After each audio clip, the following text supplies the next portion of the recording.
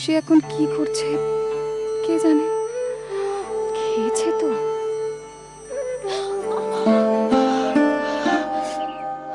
দিদি ভাই, দিদি ভাই কি হয়েছিস দেখি? কেটেছিস হাত? আমি তোকে কতদিন বারণ করছি বলতো, কতদিন বারণ করছি এই সমস্ত বঁটি কাঁচি ছুরি হাতে না দিতে, কতদিন বলেছি? হায় ভগবান, কোনো মানে হয় তোর বাবা চান করতে গেছে, এসে খাবে। তুই সর, ওঠ তো, ওঠ, আমি রান্না করছি, ওঠ ওঠ। না না ঠান্ডি, কিচ্ছু হয়নি, একটুখানি কেটেছে, দেখো একটুখানি কেটেছে? আমি না, আমি আর তোকে নিয়ে পারছি না, সত্যি বলছি আর পারছি না, জ্বালিয়ে মারছে মেয়েটা আমাকে। তার আমি ওষুধ নিয়ে আসছি। মন দিয়েই তো কাজটা করছিলাম ঠান্ডি, কিন্তু কি করব বলো, হঠাৎ করে যে কি হয়ে গেল বুঝতে পারছি না, জানো তো। পারো, এই পারো,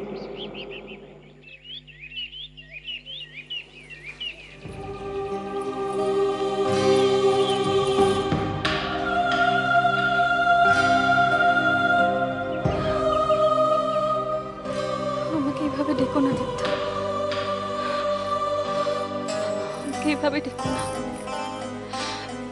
তুমি তো জানো তুমি ডাকলে আমি তোমার ডাকে সাড়া না দিয়ে থাকতে পারি না।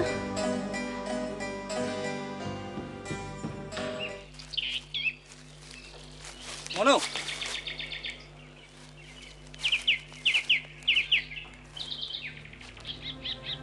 আমাকে পারোর ব্যাপারে কিছু জিজ্ঞাসা করো না, আমি কিছু বলতে পারবো না। দেখ তুই পরের খবর জানিস না, এটা তো হতে পারে না। তোমাকে মিথ্যে বলে আমার লাভ? এড়িয়ে যাওয়া? তোমাকে এড়িয়ে যাওয়ার হলে অনেকদিন আগেই এড়িয়ে যেতে পারতাম। বিশ্বাস করো, সেদিনকার পর থেকে না নীলকণ্ঠ কাকার সামনে যেতে সাহস হচ্ছে না। তুই সত্যি বলছিস? তুই জানিস না পরের খবর? পারো তো বাড়ি থেকেই বেরোচ্ছে না। ও বৌদি, বলছি দাদা কোথায় গো? জানি না, কাছারি ঘরেতে থাকার কথা। কেন? না না, কাছারি ঘরে নেই, আমি দেখে এসেছি। দাদাকে যে খুব দরকার, ঘটনাটা দাদাকে জানাতেই হবে। দাদুকেও বলতে হবে। কাকু, মানে আমি যখনই ঘটনাটার কথা ভাবছি কিছুতে কিছু মেলাতে পারছি না। এটা কি করে সম্ভব হলো বলো তো? কি হয়েছে কে দিজ? কি আর হতে বাকি আছে? কি হতে বাকি আছে বলো তো? মুখার্জি বাড়ির সম্মান তো ধুলোই লুটোচ্ছে। মানে আর কি? দুদিন আগে পর্যন্ত যে মানুষগুলো আমাদের পায়ের নিচের এক কোণে পড়ে থাকতো, হঠাৎ করে তারা যদি মাথা তুলে তাকায়, অবাক হব না? একটা না খেতে পাওয়া কুকড়ে যাওয়া মানুষ মুখের ওপর ৫,৫০০ টাকা ছুড়ে দিয়ে দলিল ফেরত নিয়ে চলে গেল। আমি তো শুধু ভাবছি যে এতগুলো টাকা ও কোথা থেকে জোগাড় করলো। তো সুন্দর ফসল জমিটার, সেই জমিটা হাতছাড়া হয়ে গেল। স্বপ্নটা তাহলে ভেঙে গেল। কি বল? চমৎকার, চমৎকার। এইরকম না হলে আর মুখার্জি বাড়ির লোকের মতো কথা। চুপ করো। তোমরা দুজনে আমার সঙ্গে খেতে চলো।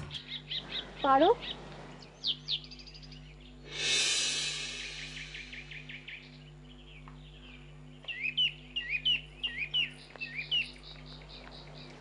আরে মনোদি, ভেতরে এসো না। না রে, ভেতরে যাব না। নিজেকে এত কষ্ট দিচ্ছিস কেন পারো? তোর কষ্ট তো দেবদাও বোঝে। ওকে তুই যত দূরে সরিয়ে রাখবি দেখবি তত জ্বলে পুড়ে মরবে।